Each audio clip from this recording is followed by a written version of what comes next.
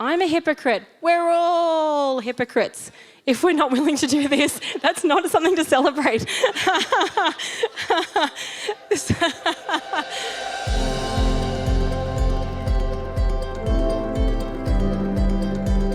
Are we good? Are we happy? Are we as happy as my jumper is? Who believes in miracles? It's actually a little bit of a miracle that I'm standing here today with my voice because last week I got a cold Thursday night. I had laryngitis, no voice. Like if you'd heard me Friday, you'd be going, how, is there anything coming out of your mouth right now? I couldn't talk at all.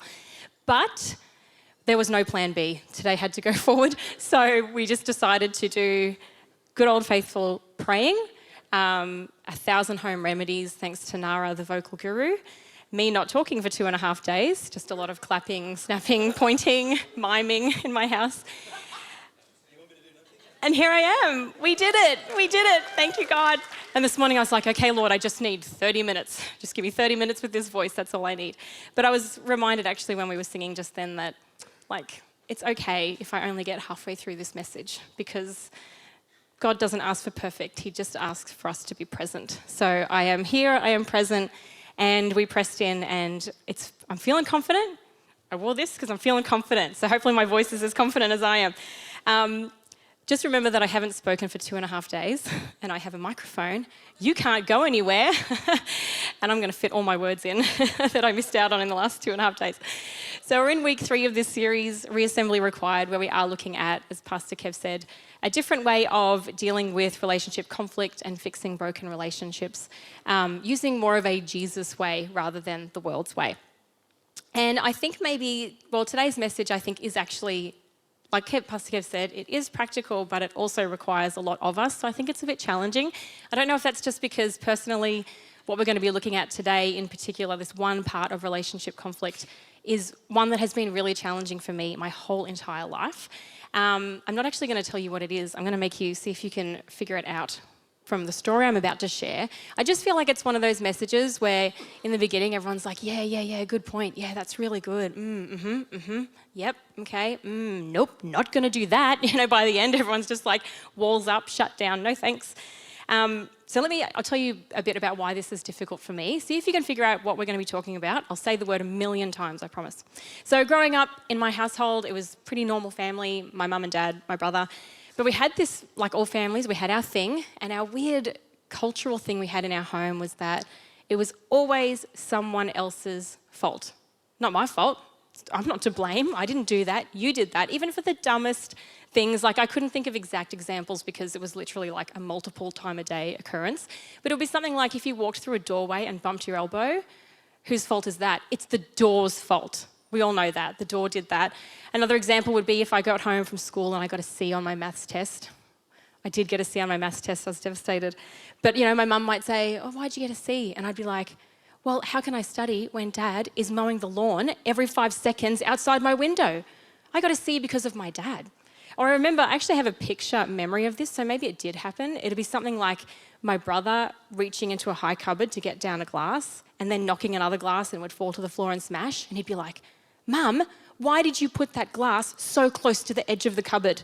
Mum, it's your fault, even though you were in the other room that I smashed that glass. That was the kind of stuff that we did. It was always just blame grenades. How can I take the responsibility off myself and throw it onto someone else? And we also had a great culture in our family where we just explosively yelled at each other. So someone would chuck a blame grenade, it'd be all on, everyone's yelling and insulting and screaming. And then someone would walk off and it'd end and doors are slammed or whatever. And then the third crazy culture of our family is that then 10 minutes later, Mum would go, who wants a cup of tea? Someone would go, yep, sure, that sounds great, I'll get the biscuits. It was just like, it never happened. Hurricane came in, destroyed the house and left, and we never talked about it, reconciled it, figured out what was going on, did anything to change it. It was just the way that we operated. And then when I met Sam, when I was 19, and he's like, oh, why'd you say that? That kind of hurt my feelings. I'm like, get over it. What? That's not how I do it. Why are we talking about feelings? What is this? No, we were all about blaming people. So can you figure out what we're going to be talking about today? I'll give you a hint. It starts with blur. It's blame. And that's something that I've been undoing, that programming, for my entire adult life now. I think I'm a lot better, but it still is there. It'll drop in every now and then, this excuse. How can I chuck this onto someone else? And I have to grab it, throw it away and go, no, Pauline, be an adult and take responsibility. So like a lot of the world, my family absolutely used the explosive C4 conflict management toolkit. It's the one most of us learn. I'm going to get you guys to help me read these out so that I can save my voice for a minute. Can you read these for me? Convince? Never say those words again. No, the whole idea of this is that you're doing this in order to make the other person see things your way, right? You're trying to convince them that you're right and they're wrong. And blame is really easy when it's someone else's fault. But looking in the mirror doesn't feel so great. And accepting that we might have something to do with whatever conflict is going on. Especially when accepting blame sometimes also means having to feel the other two best friends of blame, which is a little bit of guilt and maybe a little bit of shame as well. And no one wants to feel that, so it's much easier to just remember that, oh yeah, it's always the other person's fault. And sometimes it is hard to see your own side of the blame. So we're going to be looking at that to make this fairly horrible message a little more palatable. And you'll see why this is hilarious in a second. I've made this fun, cool image. Can we put up our blame pie? Look at that. It's very fruity. It's got some angry face berries and some pointy finger cherries. I made that. I used to be a graphic designer. That's craft mastery right there. I know, amazing. I'm not a graphic designer anymore. So last week, Pastor Len spoke last week about how one thing that we have to do to fix our broken relationships is we have to learn to get back to someone rather than get back at them. So not having any revenge, no past grievances, clearing your spirit of all of the anger so that you're ready with an open door for reconciliation. And one of the best ways that we can get back to someone rather than get them back at them is to own your slice, your slice of the blame pie. We're going to talk a lot about our blame pie this morning. So when we have these conflicts in our relationships, and we're talking about relationships with anyone, your spouse, your own kids, your parents, siblings, co-workers, whoever in your world, there are three things that we do that create a bit of a roadblock to reconciliation. I'm going to go through the first two super quickly and then we'll focus on the third one. You can call them excuses, fallbacks, programming like I had. But these are warning signs that actually you've come to a standstill in this reconciliation and you need to be aware of these and you need to move through them. So I'm going to go through these. The first one is we get to a point sometimes in a conflict where we start saying, I don't care. I don't even care anymore. Whatever. They can do whatever they want. I'm done. That doesn't actually mean that you don't care. It means you care a lot. It actually means that you care so much that you're exhausted emotionally from the conflict. You're done with the fight. It's too much and it's too hard. So saying I don't care means that you care a lot and maybe you feel a bit powerless and it's easier to just try to shut down emotionally than it is to keep pressing on. So if you start saying I don't care, and I've done this, I did this a couple of weeks ago, and I was like, whoa, Pauline, stop. If you're saying that, it means you need to realise this is hurting you and the other person and you need to press in a little more and figure it out. You're just kind of self-protecting. So we can sometimes say, I don't even care anymore. That's not true. The second thing that we sometimes say is, I already tried. I've done everything I can. I'm done, I'm out. The ball's in their court, we like to say, which is a fantastic responsibility volley. Just, hey, there you go. You can have that. It's all up to you. In the first week, Pastor Kev, when he introduced this series, he talked about how the goal of reconciling a relationship is, can anyone remember the phrase? Oh, yes. Was that you, Shane? Thank you. No regrets. It's not and cannot be to reconcile the relationship fully because it takes more than just you to do that. There's at least one other person involved. You don't have all the pieces to be able to glue it back together. They have to meet you halfway. So your goal is actually to have no regrets, knowing that you did everything that you could to make peace with that person, even if it doesn't resolve perfectly in the end the way that you would want it to. So if you say I tried, you're basically just saying I'm giving up on that person. I'm shutting the door. I'm leaving it up to them to be the more emotionally mature person, and I don't want anything more to do with it. And Jesus never shut a door on anyone. Even when he was hanging on the cross, he still said, God, forgive them. The door was open. The guy on the cross next to him said, Jesus is going to come with you to heaven. He said, absolutely, my door's always open. So we don't shut doors on people either. So we don't just turn it into, I already tried. And number 3, the big one that we're going to dig into a little more is, it wasn't my fault. Oh, it's like reliving my childhood. It wasn't my fault. They did this, they started it, they won't apologise. I wasn't actually going to use this because it's so cheesy, but Pastor Len used it last week, and if it's good enough for Len, it's good enough for me. It begins with us, regardless of who started the fuss. Yes, it's cheesy, but what it's saying is we have to make the first move. It's up to us. Each one of us individually has to make the first move. We have to be emotionally mature. And that's not just me saying that. I didn't just pull that out of a hat. A friend of mine actually backed this up. He said it about 2,000 years ago, but it's still relevant. It's Jesus, he told me this. So he said this really annoying question about blame and judgment, and you all know it. I will guarantee you all know it. And sometimes we even make a bit of a joke out of it, which now that I've looked into it a little more is sad, because this has a lot of weight to it. It actually is something that we need to live our lives based on, and yet maybe we don't do it enough. So what I'm going to do is I'm actually going to get you to read it out for me so I can have a sip of my tea. So can we go to that, what Jesus said in Matthew? I'll start you off. Why do you look...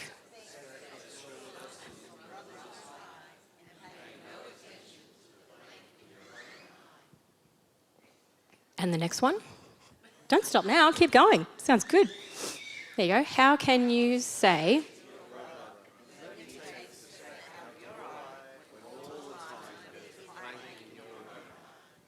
Uncomfortable. That's obviously a metaphor. Jesus was a carpenter, so he knew exactly how irritating a speck of sawdust can be in your eye. So, okay, hands up. Honestly, have you heard that before? Most of you. Keep your hands up. Keep your hands up. Who uses it every single day to make sure that you never blame or judge anyone else without first checking in on yourself? Oh, woo. Okay. No, I'm not judging you. I can't. I'm not allowed because Jesus said so. So Jesus is saying there, why are you so focused on what the other person did? And he says brother in this, he means anyone. You know, we talked about all those relationships before, spouses, co-workers, clients, neighbours, whatever. He's saying, why aren't you thinking about your slice of the blame pie? What might you have contributed, even if it's not all that obvious to you just yet, even if it seems like it's 100% their fault? What have you contributed? I want to pause here. When I was putting this message together, it's funny, I had such an odd sensation that I needed to say this. So I'm just going to say it. And as soon as I put this in, I felt so much better. This message is not for situations where there's a relationship involving abuse. That is for a counsellor. That is very serious and needs to be talked about. There is no blame when it comes to a victim of abuse, okay? So I just want to clear that that was just sitting on me. This message is for our day-to-day conflict in relationships, okay? So Jesus said, where's your slice of the blame pie? And at that point, we're tempted to hold up our blame pie like a shield and say, whoa, Jesus, hang on. Do you know what they did? That's not a speck of sawdust to me. They were so nasty to me. They started a rumour about me. That person stole my idea at work and now the boss thinks they're a legend and I'm not. I'm one of their best friends and they didn't invite me to their party. Like, what's that? They hurt me so deeply and I'm so angry at them.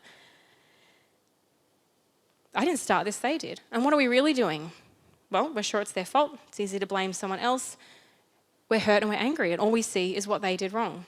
And then we say, but it's okay because I'm so faultless in this. Trust me, Jesus, I'm so perfect. Let me show the other person why they're wrong. Let me show you why you're wrong and how to fix it. And Jesus is like, no. Do you think you're so perfect that you are such an expert on this other person and their life, that you have such God-like clarity over this entire situation that you can go and tell someone else what they did wrong in a situation that you're involved in? No, because that would be C4. That would be control and coercion and convincing. And then Jesus goes on to say, you can help me out with this. This is verse 5. You, say it loud, hypocrite. First.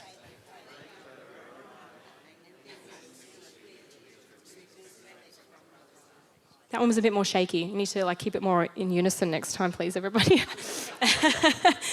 So Jesus is saying, you don't see things as clearly as you think you do because there is this great big whopping thing clouding your vision. You can't say to someone, let me tell you why you're wrong, without first asking what you did as well in that situation, because that is self-righteousness. That is pride. That is what the Pharisees were like. How much did Jesus like the Pharisees? No, not very much. So Jesus is saying, you've got it out of order. You've actually got it all out of whack. Take your slice of the pie first before you try to show someone else how much is theirs. And the word he uses to tell us that we've got it wrong, you said it loud. You hypocrite. Yeah. Some of this pie is yours. First, start with your own plank. Identify your slice of the pie. It might be teeny tiny. You might find as you dig into it that it's actually a bigger chunk than you thought. You might still be sitting here going, yeah, but you don't understand. That whole blame pie belongs on their face because it is still 100% their fault. I get it. And when that happens, because it will, because you're human and you get hurt and you get angry and it is hard to see genuinely what you might have done to contribute, you only have one option left. You pray. Because if you don't know what the answer is, you have to ask the only being who does, and that is God. And if you sit with him and you say, God, I am thinking about this person and this relationship, something's wrong. Tell me, what did I do to contribute to this? Was there something that I did? And it is amazing how often he will give you the answer. He does that to me all the time. I'm not great, my husband knows, I'm not great in situations where we're talking about our feelings. But if I go away and I'm allowed to sit down and think and have that space, it drops into my mind and I get it. God will work this exactly the same way. That's God talking to you. And it might be something really small. You might be thinking, oh my gosh, there's nothing that I did. Maybe it was your reaction to whatever someone else did. What was your response like? Or maybe there was something you were doing, little things that led up to, that contributed to the problem in the lead up, and you don't even recognize it. But God knows, and he will be able to show you. And just remember, you're not taking on all the blame. You're not here to be a martyr. You're just recognizing any part you played. And then once you've identified your slice of the blame pie, which is your plank, and you remove it, then you're in a better position to be able to get back to the person rather than get back at them. The door is open and reconciliation can start. You go first. So maybe you've had, while I'm talking about this, maybe you've had a situation or a relationship pop up in your head. I know I had a few come up when I was putting this together. Maybe you're still right now justifying your position in it. Yeah, but you actually don't get it. It's fine. So first of all, I would say pray. Either God will show you what you did or he'll give you absolute peace about it. Either way, win-win, so do that. But I think this is a hard one for us to wrestle with because ultimately it comes back to one really difficult thing for human beings, and that is humility. It's because you have to look in a mirror, really honestly, and maybe see a person who's not as perfect and blameless as you thought. It's a bit ugly, and it is a bit humbling. And then you have to take that humility and that kind of, if there's any guilt or maybe some shame involved in what you did, once you realise, you've got to take all of that, you've got to pack it up, and then you've actually got to go talk to someone and you've got to say sorry and you've got to admit your part in it, and that's really hard. But even if 99% of the blame pie is theirs, you do have to eat your slice of the pie humbly. And blame pie becomes humble pie. Yes, it works on so many levels. Blame pie becomes humble pie. So humility is really hard. I was thinking, the hot tea is making my nose run, just to add to my troubles this morning. Thank you. Just, can you hold my microphone? Yeah, this is full family this morning. Thanks, everyone. Watch my magic trick.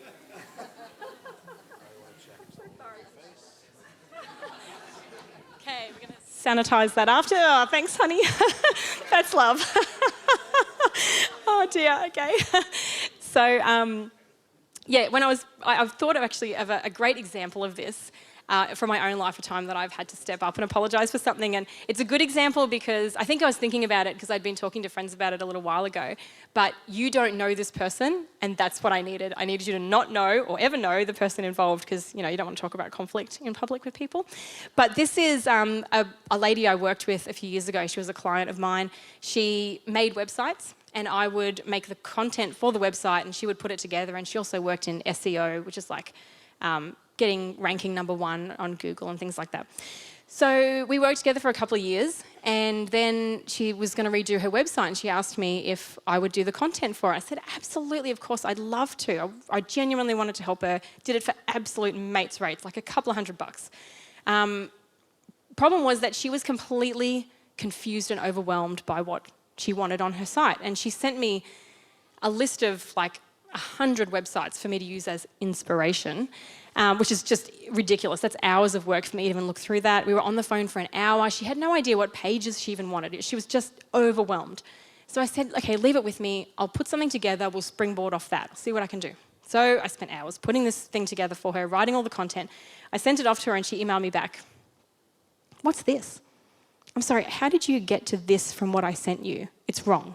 Oh, okay, all right, well, all right, let's go from here. Got back on the phone. She still had no idea what she wanted. She couldn't even tell me what she didn't like about what I'd written, but she used words like quirky and fun and talking frogs. And I just went, okay, all right, let me try again. So wipe all of that I've done for free for you, and I started again. And I wrote it, and it was really good. I was really happy with it. I thought she's going to love it. It's quirky, it's fun. She can make some of it come out of a frog's mouth, whatever. It'll be great. I send it off to her, and she writes back to me.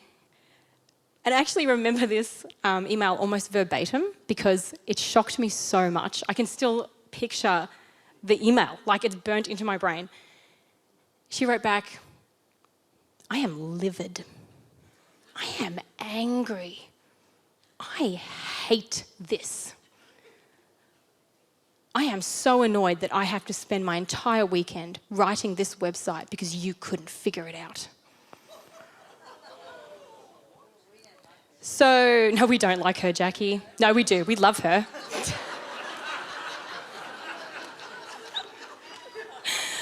Like and love are different things. Anyway, I wrote back to her and I just said, you know what, it's not working clearly. Let's just wipe the money, forget it happened. Let's just move on. But she didn't really write back to me. It kind of just ended there. That was it after working together for 2 years or so. So I didn't feel good about that I didn't want to work with her anymore, but I didn't like how the relationship sat at that. It didn't feel finished. It felt unresolved. It was yuck. So I kept emailing her and I kept calling her, and I didn't get onto her for about 6 months of me just trying all the time. And every time I had to pick up the phone, I felt sick in my guts because I didn't want to talk to her. I didn't know if she was going to yell at me.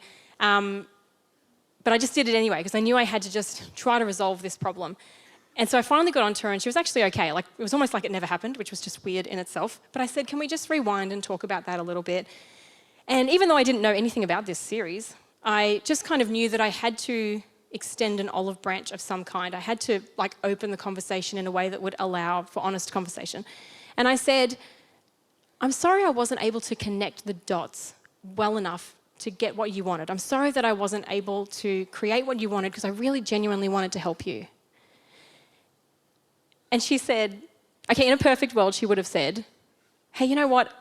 I gave you way too much and yet nothing at all. I was confused. I understand why it was why it didn't work. I get it. That would have been ideal. Then we would have been able to talk it out. Who thinks that happened? Instead, she said to me, you know what, it's okay. All that stuff that I do, websites, SEO, it was just too hard for you. The concepts were too difficult for you to understand. I get that you weren't able to then put it into writing. I understand.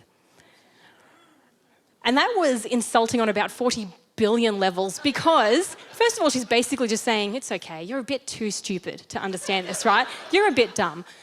I only got 1 C in my whole life on that one maths test, okay, everybody? But the other thing is that on our journey of working together, I had corrected her multiple times on SEO best practices because she was 5 years behind the latest Google update. I knew more than her about her own job. And I'd written things way more technical than some Google algorithm stuff, and I do that stuff every day in my writing. So it was just unbelievably insulting. And I actually worked out, just to round out the story, I worked out later what the problem was because I went and had a look at her website after she spent her whole weekend writing it.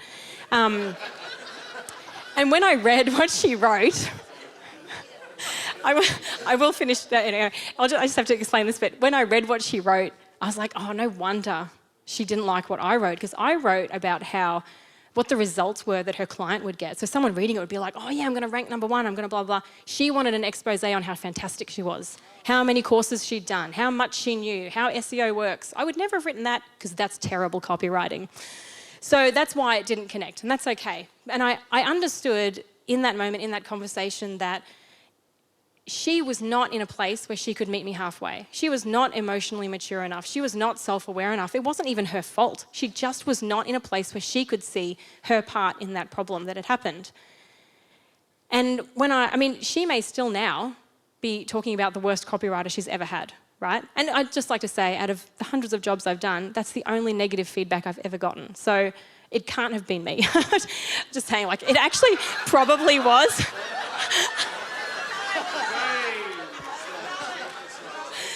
Nice. That's a mic drop moment for those guys. So yeah, I mean, that is a situation where it was pretty much like 99.99999% her fault. But still now, when I think about that situation, I think about our relationship, I feel completely at peace in myself. I know I did everything I could. I followed her up. I took my slice of the blame pie.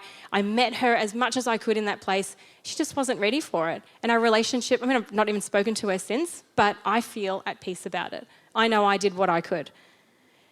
And if, a response like that, sometimes that'll happen. The other person's not in a place where they're able to meet you. But in Romans, Paul says, in Romans 12:8, he says, if it is possible, as far as it depends on you, he's giving you lots of outs there, like if it's possible, if you can, whatever slice of blame pie you can take, live at peace with everyone, make peace with everyone. Just do what you can, because you can't control what the other person does. On the flip side, it may happen, and it might have happened with her, but it just didn't, that you being the one to model it, that you being the one to accept some responsibility, have that humility, have the courage. It takes courage to put on humility and step up and say sorry for something. You doing that might actually open the doorway to them softening just enough. The other person might say, oh, you know what I did wasn't great either. And suddenly you've got two open doors and two people who are ready to communicate through that and be set free from all of the stuff that you're carrying in that relationship. Because, we're not really taught how to deal with shame and guilt. We're not taught how to admit blame. It's not modeled to us how to have humility, but you modeling it for someone else, that can be the key that unlocks the reconciliation. So one last thing about taking your slice of the blame pie. So I'm just going to do a little bit of a scan of the room. I'm going to read the room for a second. Yep, up the back there. You're thinking about Ben. You're thinking Ben should be here. Ben, he needs to hear this. What about you guys up the back there? Apologies to Bens in the church, I'm just kidding. But up the back there, you girls, I see you up there, you're whispering about Rachel. How can we get this to Rachel without her knowing that we sent it? Because she needs to hear this message. It's normal to hear a message like this and think about everyone else who needs to hear it because they have got something to fess up to. But Jesus had something to say about that. Does anyone remember what he said? Hypocrites.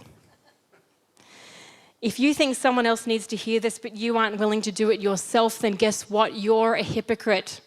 I'm a hypocrite. We're all hypocrites. If we're not willing to do this, that's not something to celebrate. This is not a fun or easy message, despite what my jumper says.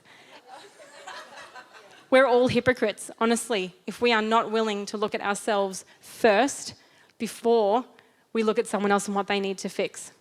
But here's what happens. When you start to do this, and this is big, and actually this was a big revelation for me too. When you start to do this, when you become more aware of what God has to do in you, all of your planks, all the pieces of pie that you have to take, the less consumed you are by what he has to fix in everybody else.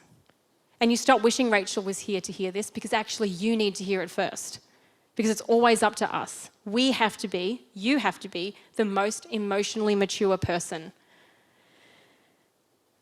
Because if you're not, well, are you waiting for the other person to mature up and be the first one?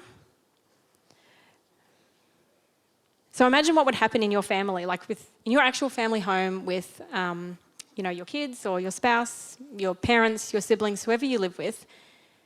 Or even if we take it even further and say the community, the country, the whole world, if you and everyone else just paused and took this one lesson from Jesus really seriously, if we stopped pointing our fingers and blaming everybody else, if we were able to see ourselves honestly, take the responsibility and be the first ones to step up and open the door to reconciliation.